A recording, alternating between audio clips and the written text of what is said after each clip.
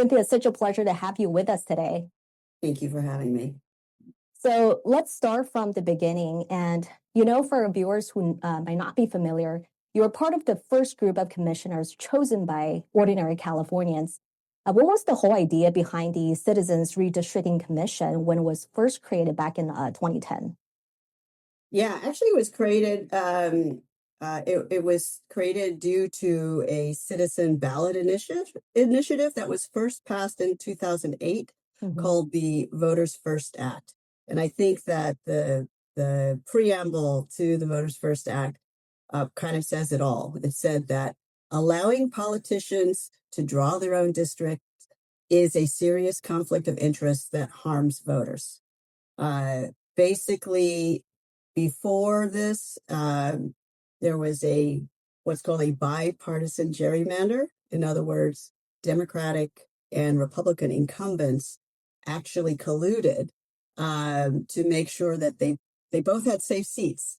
And they were so safe that only one congressional seat flipped in 10 years.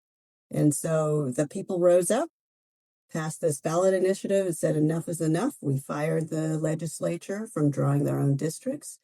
And then in 2010, the Voters First Act for Congress passed. So the first one was for the state legislative districts.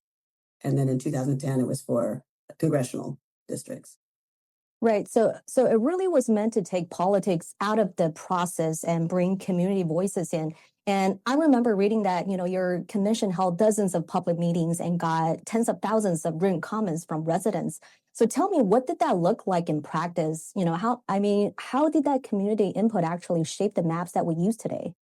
Oh, absolutely. So our commission actually did everything in person.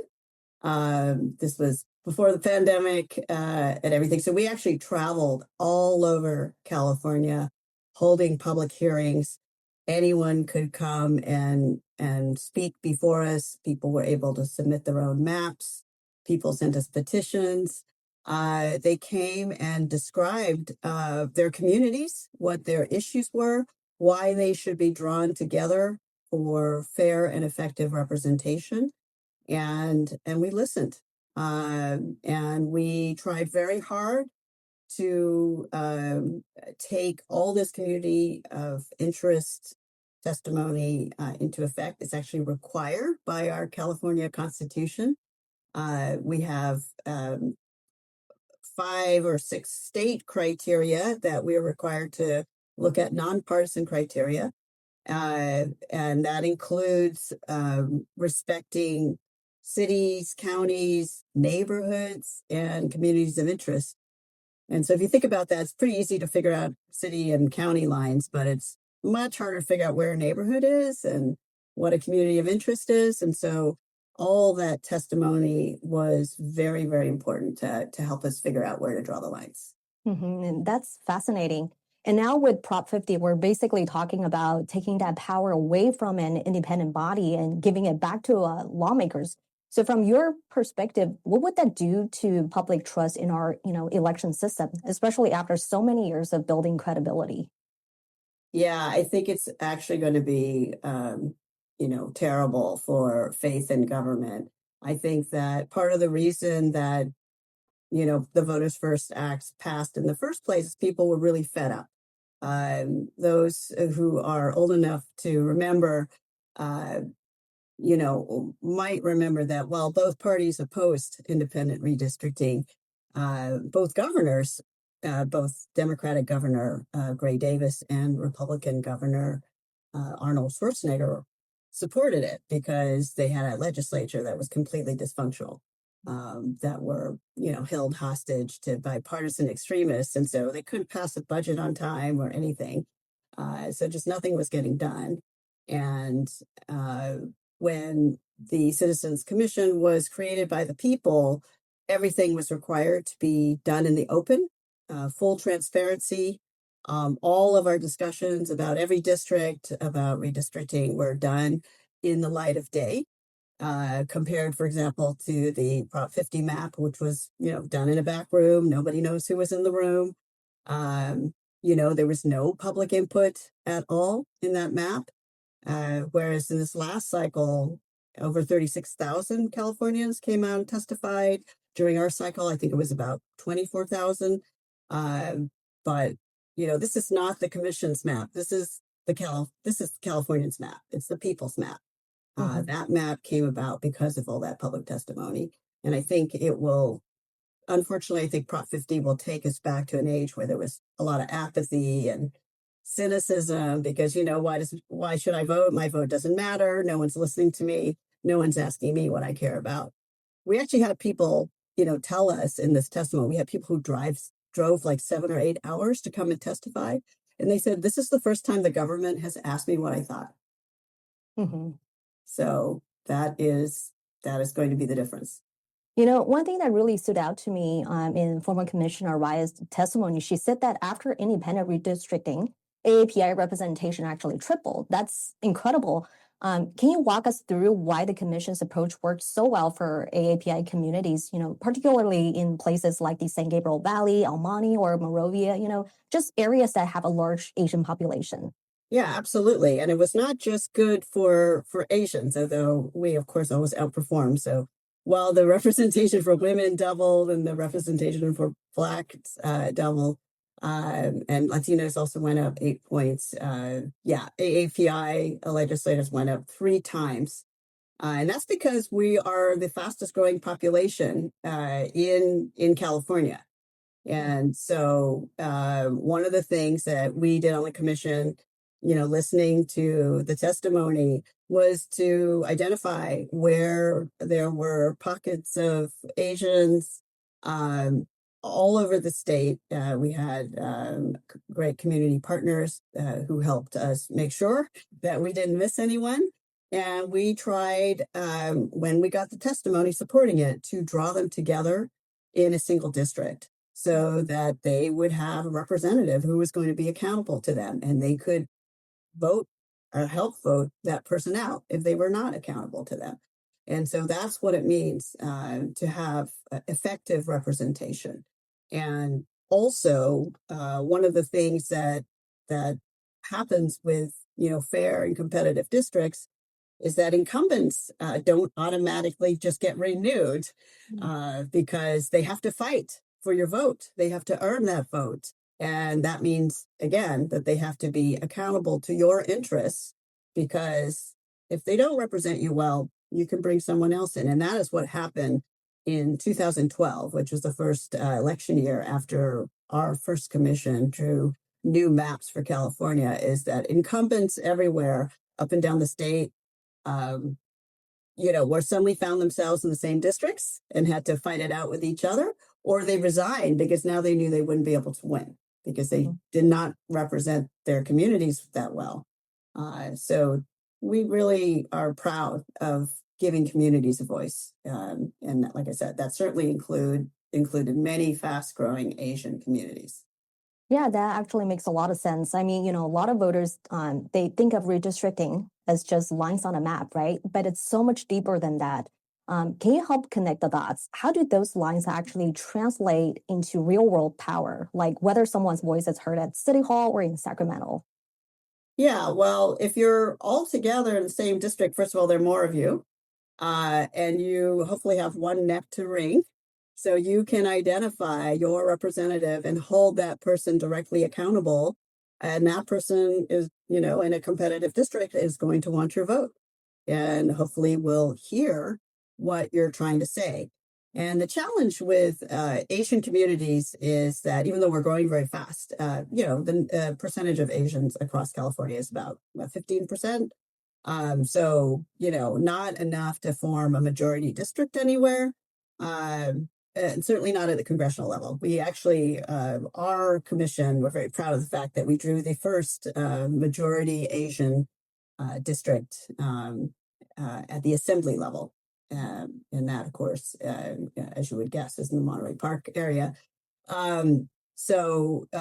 Because before they had been split up, and that is the dilution of community voices, because then if you're a very small part of a district that's dominated by another group, is your representative really going to listen to you?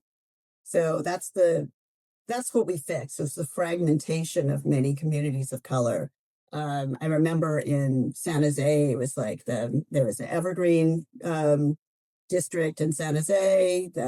We heard from Koreatown, down in the LA area. We kept that whole that had been fragmented before. And obviously, lots of the communities, growing Chinese populations around 60, of course, were also split into multiple districts, and we put them in one. Hmm. Well, we definitely got a lot more to cover. Let's take a short break and we'll be right back. Welcome back. We're continuing conversation with former Commissioner Cynthia Dai. So, Cynthia, you mentioned earlier that, sidelining the independent commission could really erode public trust. Now, let's dig that into that a little bit. How fragile do you think that trust really is today? And, if it's lost, can we realistically rebuild it?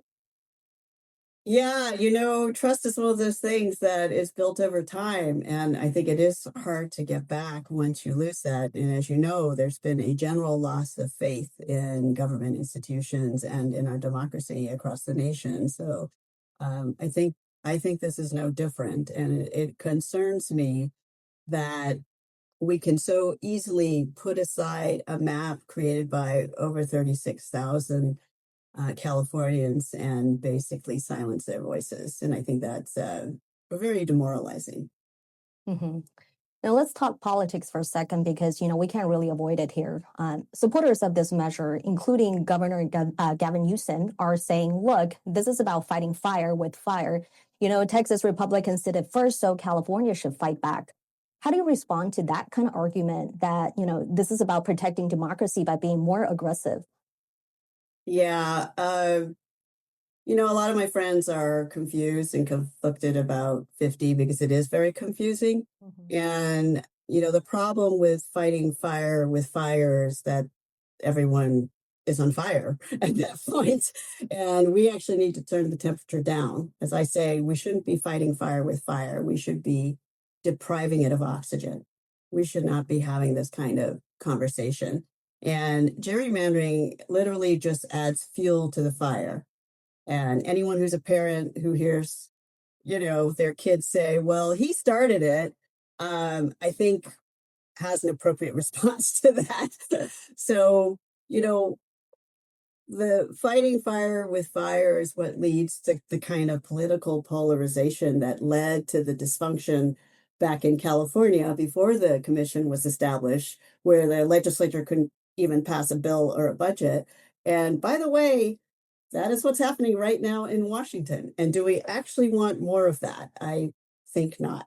And something that I often say is that, gerrymandering is not a partisan issue. Um, both parties love it when it benefits them and they hate it when it doesn't benefit them. And if you're the party in power, you want to stay in power. And in California, that's the Democratic Party. In Texas, it's the Republican Party. Both sides are advocating gerrymandering. It's not that much of a surprise. And it becomes an issue of politicians versus people. Do you want to give up your vote and allow politicians to determine who's going to win elections? Or do you actually want to have a voice and make sure that your interests and your community interests are fairly represented? Hmm. And during Tuesday's hearings, you and your fellow commissioners faced some really tough questioning from lawmakers. Some even asked when you'd act to stop the decline of democracy. That's a pretty strong statement. How did that feel in the moment? Did you feel like, the discussion went beyond policy and got personal? Yeah, I mean, I think unfortunately the yes side has taken to dirty politics. They have tried to silence a lot of voices. Um, there are others who served on my commission, for example, who don't feel comfortable speaking out because it might be a career limiting move.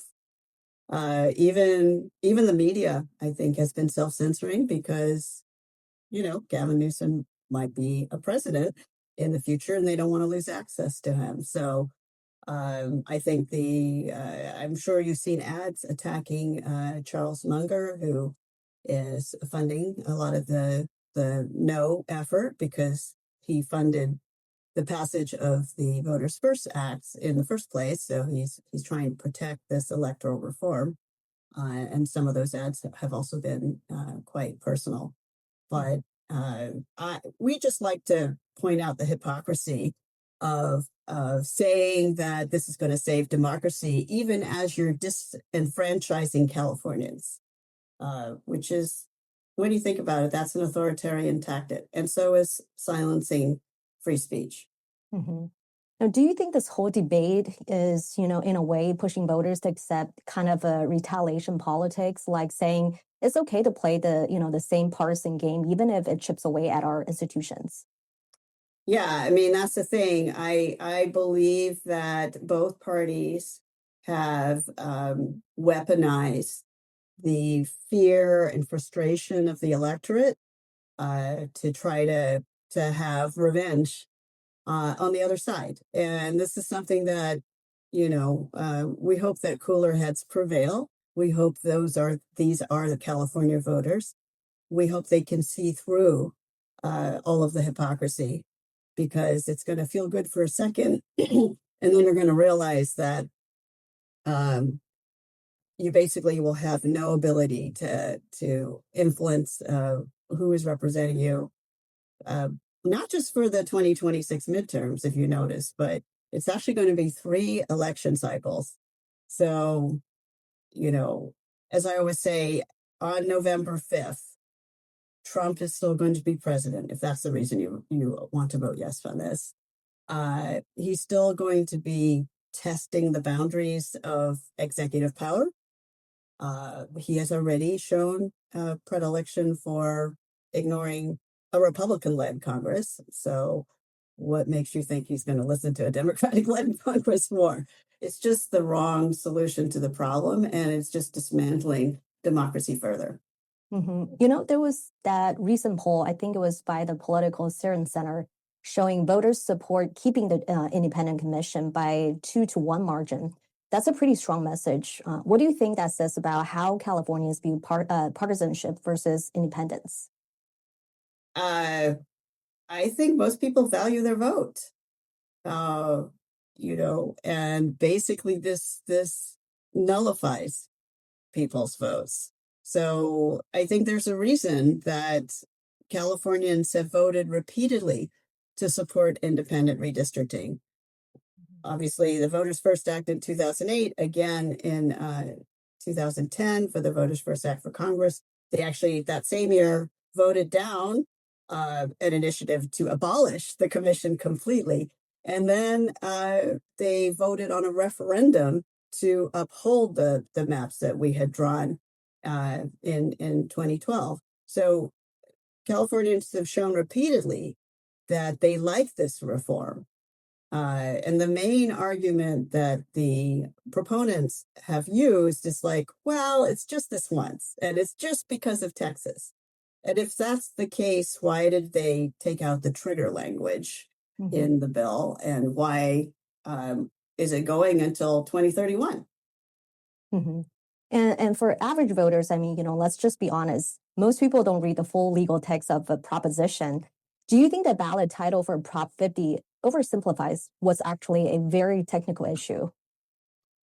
Yeah, I mean, and that's pretty typical in politics, right? You want to dumb down your message to something that they've done a lot of polling to see if it works. And then they hope that voters are not informed enough to really, dig into what the real implications are. And the truth is that this is it's being sold as a way to protect democracy, even as it's setting aside a citizen drawn map. It's claiming to stop Trump, and as I said, it probably is not going to do that either.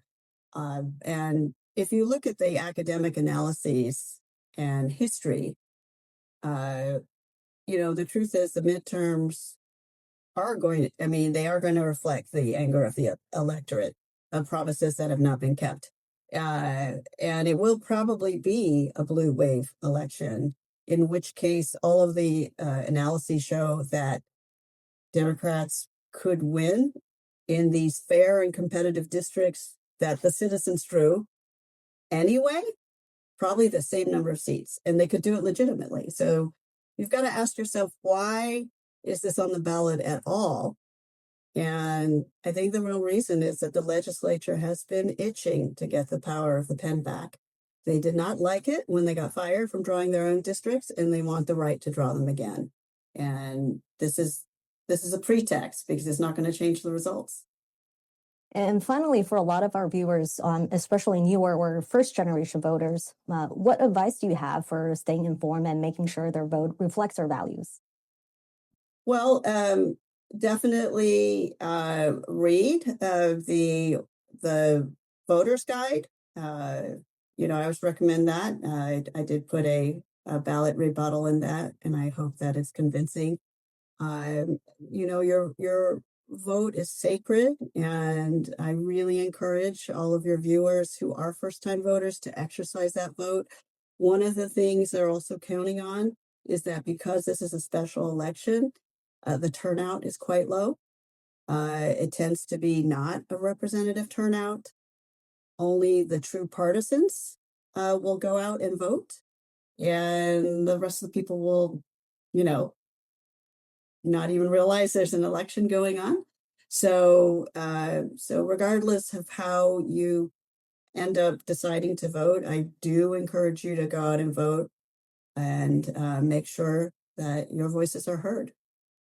Former Commissioner Cynthia Dai, thank you so much for your time and for sharing your insights. We truly appreciate your perspective.